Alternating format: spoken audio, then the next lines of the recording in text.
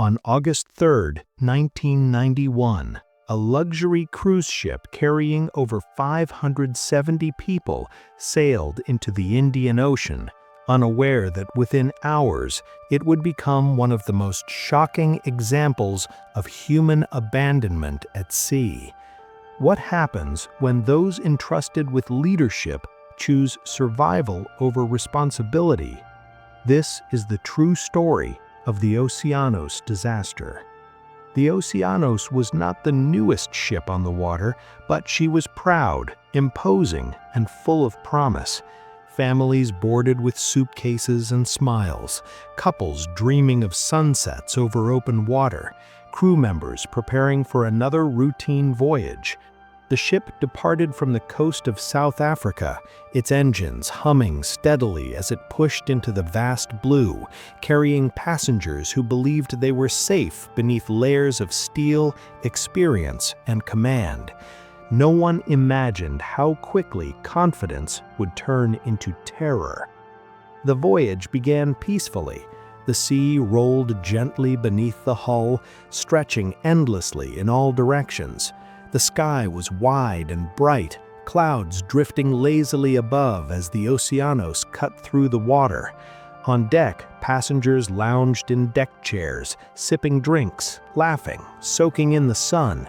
Children ran along corridors, their footsteps echoing with excitement. Inside, music played softly in lounges, and the scent of food drifted from dining areas where guests gathered, sharing stories and anticipation. It felt like any other cruise, predictable, comfortable, safe. But deep below the decks, hidden from laughter and sunlight, danger was already forming. The Oceanos was sailing through rougher waters than expected. Strong winds began to rise, waves slamming against the hull with increasing force. Water started seeping through poorly maintained seals and ventilation systems. Pipes burst. Seawater rushed into areas never meant to be flooded. The ship began to list, just slightly at first, almost unnoticeable. Passengers felt it but dismissed it as nothing more than the natural movement of the sea. Crew members noticed the change, however, and unease spread quietly through their ranks. The Oceanos was in trouble, and it was getting worse by the minute. Below deck, the flooding intensified. Water poured into the engine room, knocking out critical systems. Power flickered, then failed entirely. Darkness swallowed hallways. Elevators stopped mid-motion. Toilets overflowed. The ship lost propulsion and began drifting, helpless against the force of the ocean. Without engines, without power, the Oceanos was now at the mercy of the sea. Still, passengers were told nothing. No alarms sounded. No evacuation orders were given. Music continued playing through speakers powered by emergency systems, a haunting contrast to the chaos growing beneath the floors. As the list grew steeper, panic began to spread. Furniture slid across rooms, glass shattered. Passengers stumbled as the ship tilted unnaturally. Floors no longer level beneath their feet. Water crept into corridors, cold and relentless. Some passengers opened cabin doors to find seawater rushing toward them. Confusion turned to fear. Fear turned to disbelief.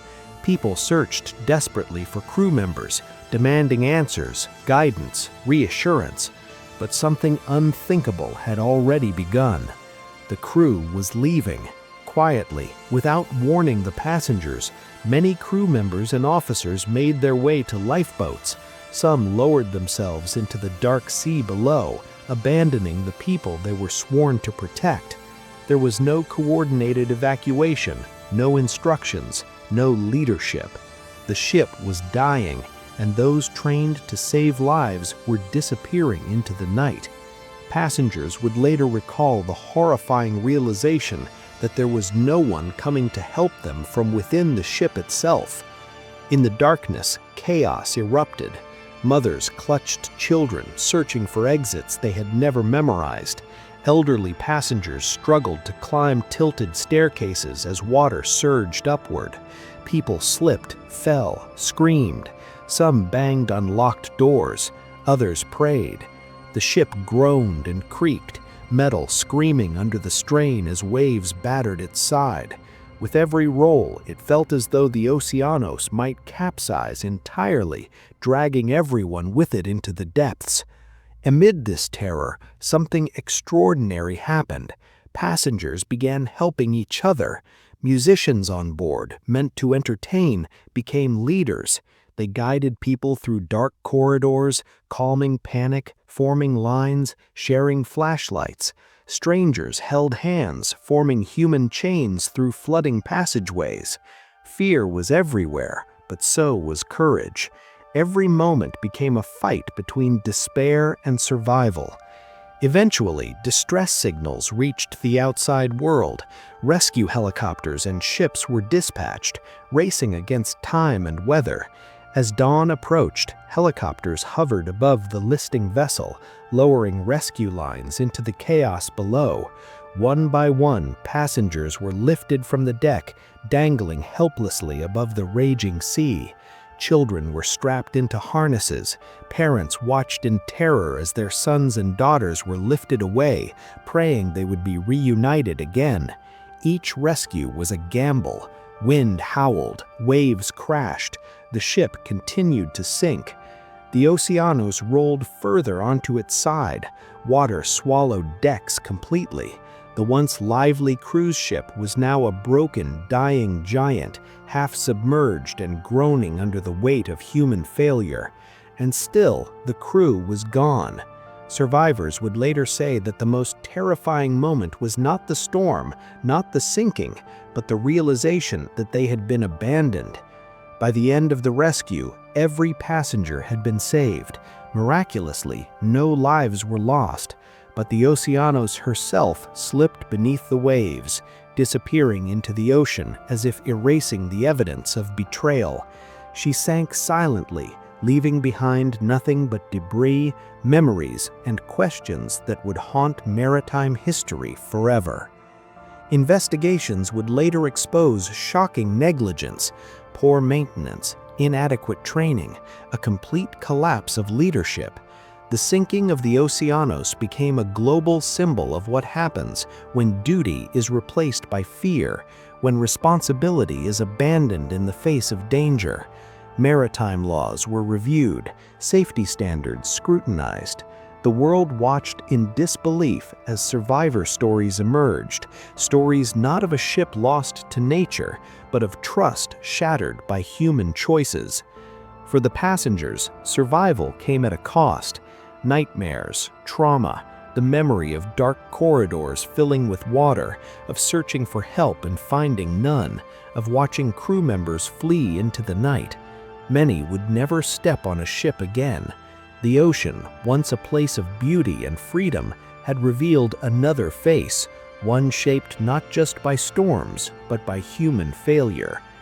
Yet within the horror, there were stories of bravery that refused to sink. Passengers who guided strangers, musicians who became leaders, ordinary people who rose in extraordinary moments. When the crew abandoned the Oceanos, humanity itself stepped forward to fill the void. The sinking of the Oceanos is remembered not for mass death, but for mass abandonment. It stands as a chilling reminder that technology, luxury, and size mean nothing without integrity and leadership.